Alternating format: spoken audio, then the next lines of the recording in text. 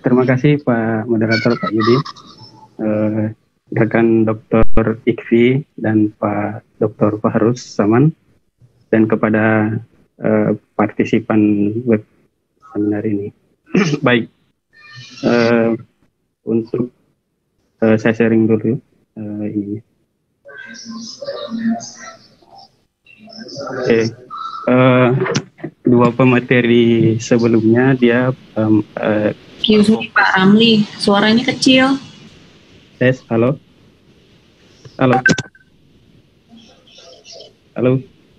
Gimana Bu? Kecil, apa nggak usah nggak perlu headset ya? Apa gimana? Sudah ini, gimana sekarang? Tes, halo. Iya, suaranya masih kecil Pak.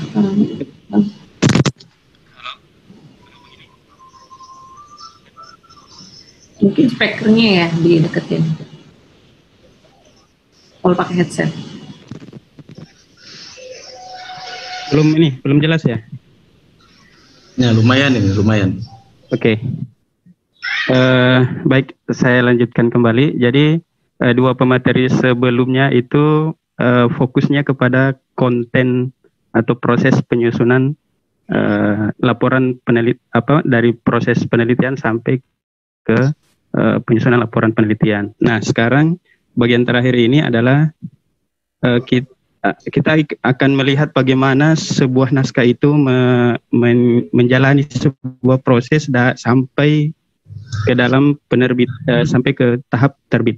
Jadi dalam istilah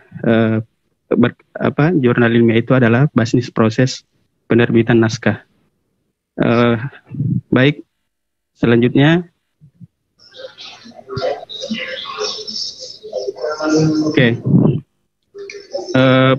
Secara umum manuskrip alur kerjanya sebuah manuskrip itu akan kita lihat sebagaimana bagan yang tampil berikut ini. Saya tampilkan saya langsung semua. Oke.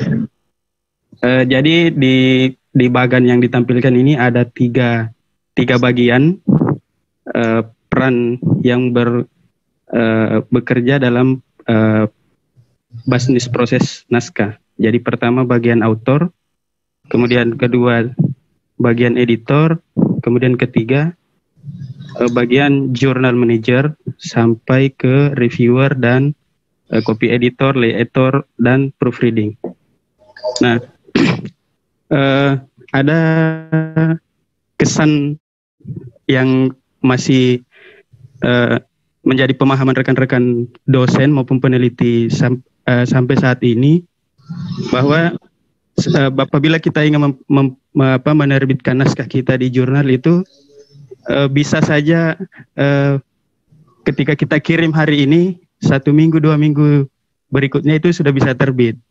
Padahal kalau kita melihat alur pemrosesan sebuah naskah itu bukanlah hal yang sederhana tapi cukup kompleks. Jadi kalau kita lihat di sini autor itu pertama mengirim naskah, kemudian masuk ke meja editor. Selanjutnya jurnal manager menugaskan editor atau bisa juga section editor untuk melakukan penyaringan naskah sebelum diterima atau layak dilanjutkan untuk direview, masuk ke tahap review. Jadi di tahap pertama ini line 1 ini juga membutuhkan waktu. Belum tentu pada saat autor mengirim naskah ke jurnal pada saat itu saja, misalnya sehari 2 hari dicek editor langsung diputuskan untuk diterima untuk lanjut ke tahap review. Bisa saja proses pada line 1 ini itu membutuhkan waktu yang lama. Ketika misalnya naskah yang dikirim autor ini memiliki kekurangan, nah itu harus dikembalikan lagi ke autor untuk diperbaiki, direvisi. Apalagi kalau misalnya autor mengirim tidak sesuai dengan skop batasan bidang ilmu yang diterbitkan jurnalnya, otomatis langsung ditolak oleh editor tanpa harus masuk ke tahap review. Jadi line 1 ini sudah membutuhkan waktu yang memakan waktu. Selanjutnya ketika line 1 ini lewat, artinya naskah yang dikirim autor itu sudah memenuhi kriteria. Di sini tugasnya editor itu agak ini terefek suaranya.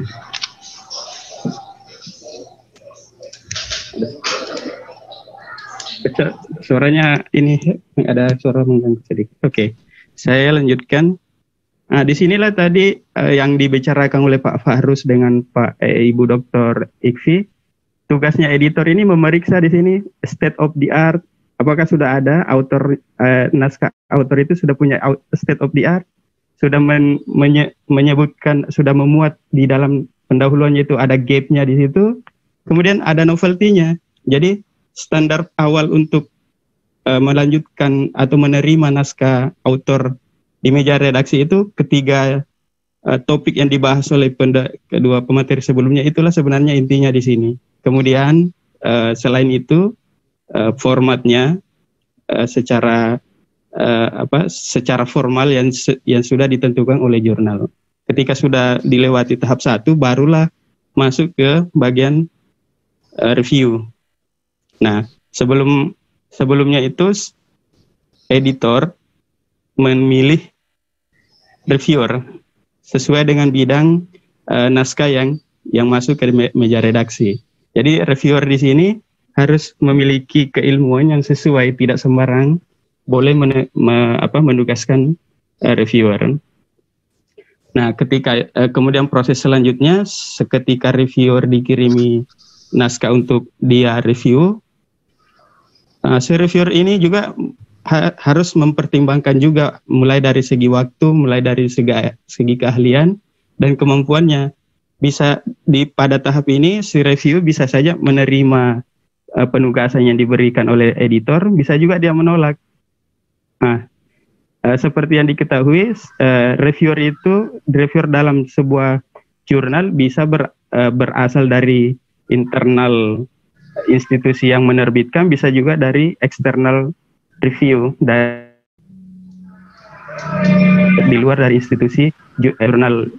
Jadi pada tahap ini juga justru di sini tahap yang lain kedua ini justru di sinilah letaknya proses bisnis proses naskah itu yang memakan waktu lama, karena selain memilih reviewer berdasarkan bidang ilmunya yang mumpuni, di sini juga harus dilihat kesiapan waktunya dari reviewer, apalagi kalau yang ditugaskan itu adalah reviewer eksternal. Nah, ketika misalnya editor menugaskan reviewer, kemudian reviewer bersedia melakukan telaah atas naskah yang masuk, maka reviewer melakukan proses review. Nah, setelah selesai hasil reviewer melaporkan atau mengirimkan hasil reviewnya ke editor. Si editor lagi di sini kemudian menjembatani antara reviewer dengan author itu. Jadi hasil review dari si review dikirimkan ke author. Jadi antara author dengan reviewer itu tidak akan pernah berkomunikasi secara langsung. Dia hanya hubungan antara author dan reviewer itu semuanya melewati editor. Jadi editor mengembalikan ke author apakah hasil reviewnya misalnya ditolak, diterima dengan perbaikan minor atau mayor, atau bahkan disuruh ada penambahan dan sebagainya. Jadi di tahap line 1 di sini memakan waktu, di line 2 juga justru lebih banyak memakan waktu lagi. Ketika selanjutnya line ketiga di sini ini sudah memasuki tahap produksi. Jadi sudah mulai istilahnya naskah yang sudah masuk ini sudah resmi diterima, tapi belum sampai dipublikasi karena masih ada tahapan yang harus dilewati. Jadi kalau di sebelah kanan ini bisa kita lihat ketika submissionnya diterima oleh editor, langsung masuk ke tahap editing. Nah, tahap editing ini ada 3 sub bagian, ada copy editor, kemudian ada layouter, kemudian ada proofreading. Jadi di sini juga tidak kalah memakan waktu juga line ketiga di sini sebelum naskah ini masuk ke tahap produksi untuk cetak naskah. Oke. Selanjutnya, pada saat selesai proses editing, kemudian masuk ke isu manajemen, dijadwalkan terbit ke nomor berapa, tahun berapa, kemudian masuk ke tahap publikasi. Nah, kesemua ini secara umum membutuhkan waktu yang cukup lama. Kalau jurnal-jurnal yang umumnya terbit di yang sudah terindeks Sinta, mulai dari Sinta 1, Sinta 2, itu rata-rata jurnal kita di Indonesia itu regularly time publishing-nya itu sekitar 6 bulanan. Jadi dalam 1 tahun itu 2 kali terbit. Jadi per nomor punya waktu jarak 6 bulan.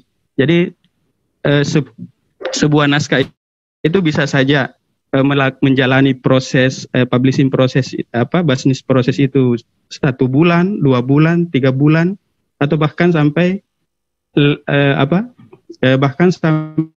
melewati batas waktu terbit misalnya 6 bulan kalau memang membutuhkan perbaikan substansi berdasarkan hasil catatan dari reviewer.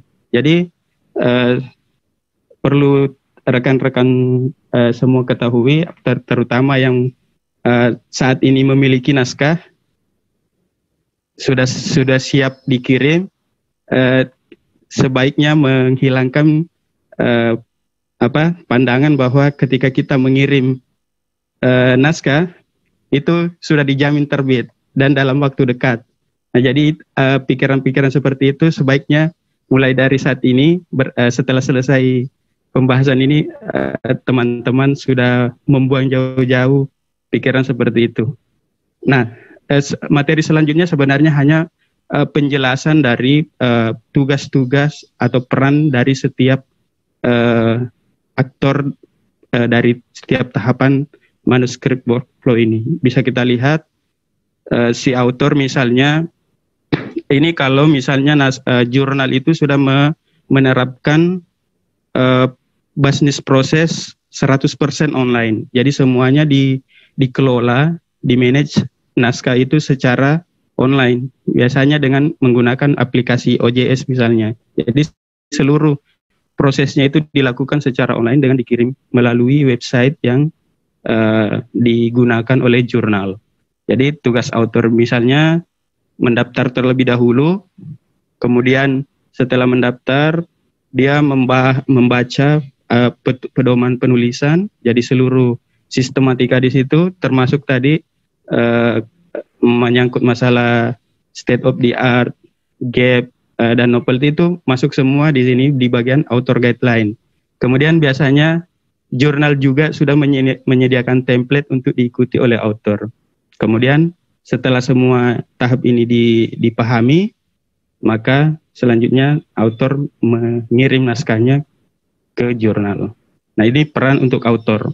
Kemudian editor. Nah, editor ini bertugas dalam mengatur seluruh proses penyuntingan naskah secara menyeluruh dan memproses penerbitan. Jadi di sini kita bisa lihat ada pre-screening.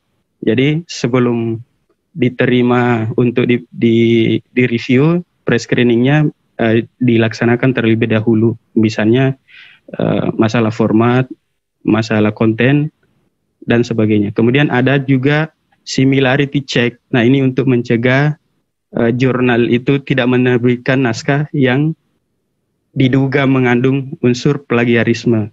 Jadi biasanya ini menggunakan aplikasi.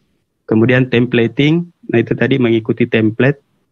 Kemudian tugas editor juga itu adalah menerima atau menolak, seperti yang dibahas pada slide pertama tadi. Selanjutnya menugaskan review, sudah dibahas. Kemudian selanjutnya ketika naskahnya diterima untuk diterbitkan, masuk ke tahap production. Selanjutnya menugaskan copy editor dan proofreader. Kemudian baru publication decision.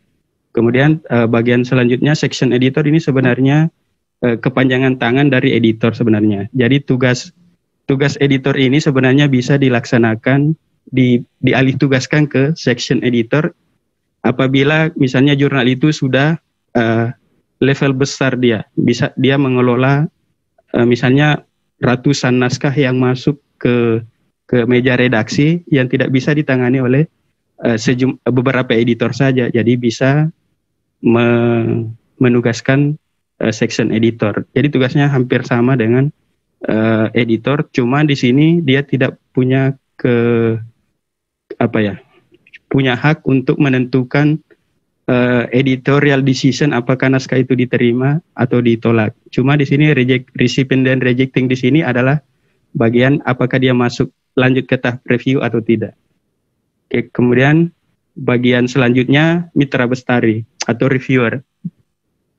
Nah, setiap naskah yang baik, setiap jurnal itu wajib menerapkan sistem review.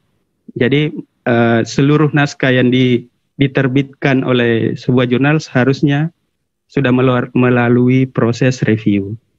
Jadi di sini reviewer bertugas untuk melaksanakan telaah atas naskah yang ditugaskan, kemudian melaporkan ke editor dengan memberikan rekomendasi apakah naskah itu diterima, ditolak. Kalau misalnya diterima, apakah diterima 100% tanpa ada perbaikan, atau perbaikan minor, atau bahkan perbaikan mayor. Kemudian, mohon maaf, moderator di sini lagi azan, apa kita lanjutkan atau di stop sementara sampai selesai azan? Halo, moderator. Berarti pertanyaan saya. Dilanjut saja, Pak. Oh, dilanjut saja, Pak. Silakan. Baik. Kemudian setelah ini adalah tugas yang dilaksanakan oleh reviewer. Adapun kebijakan review yang biasanya diterapkan oleh jurnal secara umum itu adalah ada yang namanya open review, kemudian ada yang namanya blind review.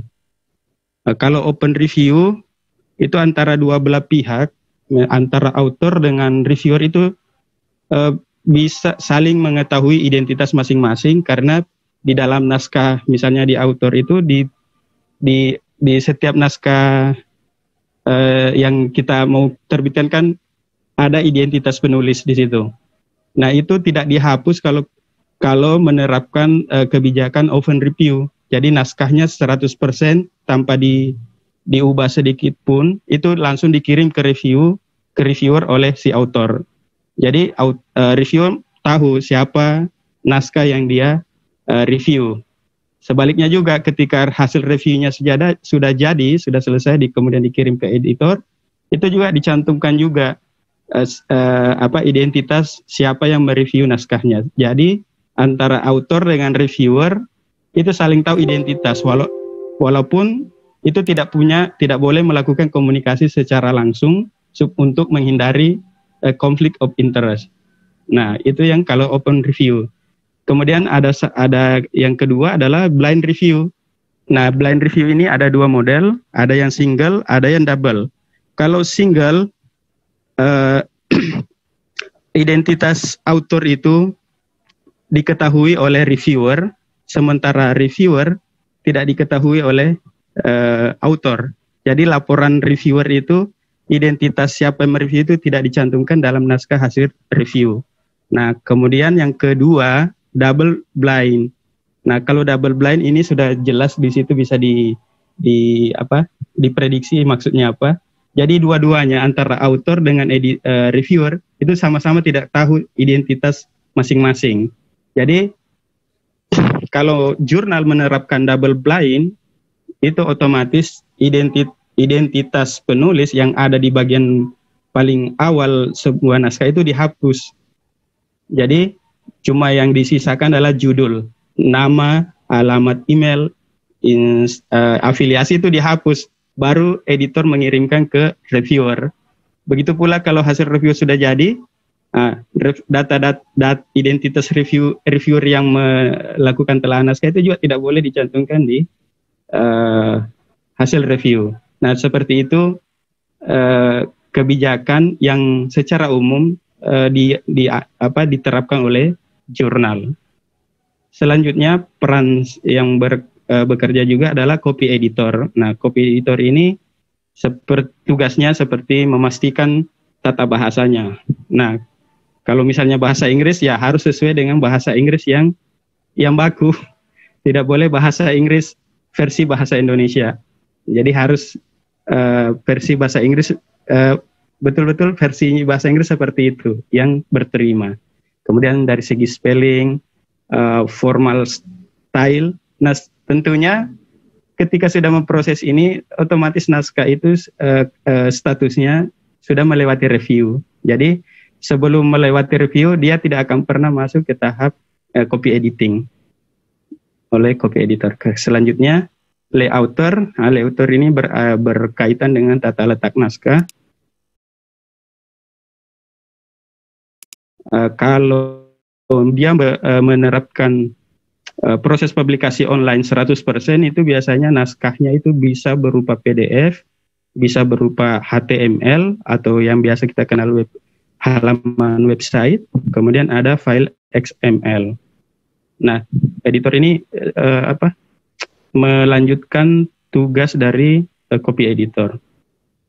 Selanjutnya yang terakhir adalah proofreading. Nah, proofreading ini lebih detail lagi dibandingkan dengan copy editing itu. Pada tahap copy editing kan formatnya. Nah, di sini dia kalau proofreading membaca, memperbaiki, memeriksa kesalahan penulisan, format penulisan, artikel yang diterbitkan berdasarkan file dari layouter. Jadi lebih mendalam lagi kalau proofreader di sini dari segi koreksinya. Nah, saya kira sampai tahap ini sudah selesai, dan ketika tahap ini semuanya sudah dilewati, maka dia sudah langsung masuk ke tahap publication. Jadi di naskah ditetapkan dia terbit di volume berapa, terbitan nomor keberapa, dan tahun keberapa. Jadi ketika sudah selesai di sini, penulis sudah dipastikan naskahnya bisa tampil di website atau naik cetak. Jadi seperti ini. Kalau dia sudah tahap produksi secara online, kalau saya kurang tahu apakah sampai detik ini masih ada yang menerapkan publikasi jurnalnya itu dengan versi cetak, ataukah saat ini semuanya sudah berbasis online karena merujuk ke peraturan pemerintah yang mengharuskan proses akreditasi setiap jurnal itu dilaksanakan secara online. Jadi saya kira yang menjalankan proses offline ini mungkin masih ada atau beberapa, tapi secara umum dominan semuanya atau bahkan mungkin 100% sekarang penerbit itu, khususnya penerbit dari institusi pendidikan, universitas maupun sekolah tinggi, itu sudah menerapkan sistem online. Jadi pada tahap produksi ini terbitan diseminasikan untuk diakses oleh publik. Untuk diakses kepada publik ini biasanya ada jurnal yang menerapkan free access atau open access, ada juga yang limited access atau biasanya berbayar. Umumnya yang berbayar itu jurnal-jurnal yang terindeks di Scopus. Oke. Saya kira sampai tahap produksi ini semuanya, semua proses workflow sebuah naskah itu sudah selesai. Nah, selanjutnya saya sengaja menampilkan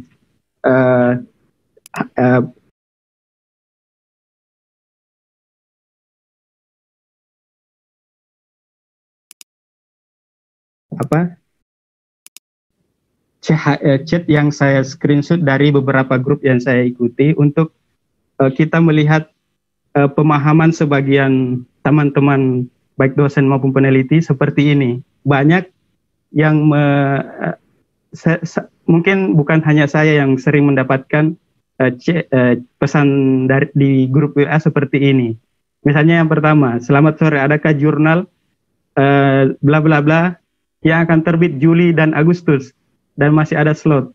Nah kalau seperti ini, itu artinya dia sudah sangat yakin kalau ketika dia kirim ke jurnal itu naskahnya sudah terbit. Padahal kalau kita melihat penjelasan dari slide awal tadi sampai terakhir, ini seharusnya sadar bahwa tidak boleh sebenarnya bertanya seperti ini, karena belum tentu dia diterima untuk diproses ke tahap selanjutnya, misalnya di review. Bisa saja baru dia submit itu langsung ditolak oleh editor. Begitu pula misalnya chat yang kedua, selamat sore, adakah jurnal Pengabdian Sinta yang terbit dalam waktu dekat? Ini lebih parah karena dalam waktu lebih dekat bisa saja 1 hari, 2 hari dan sebagainya. Tapi intinya, jadi semuanya ini sebenarnya sama intinya. Rekan-rekan yang bertanya seperti ini belum memahami sepenuhnya bagaimana sebuah naskah itu diproses, istilahnya di dapur penerbit itu sampai dari kirim sampai publikasi. Kalau mereka tahu prosesnya seperti apa, seperti yang kita sudah bahas dari awal, maka saya kira pertanyaan-pertanyaan seperti ini sudah tidak akan mungkin muncul lagi. Karena kenapa? Sebuah penerbit itu dia tidak pernah stop menerima naskah dan mempublikasikan naskah. Jadi tanpa harus mengikuti jadwal Juli, Agustus dan sebagainya, tidak perlu lagi menunggu harus bulan ini dan bulan ini. Silahkan masukkan saja naskahnya tanpa harus meminta, seakan-akan ini memaksa untuk diterbitkan secepatnya. Jadi seperti itu.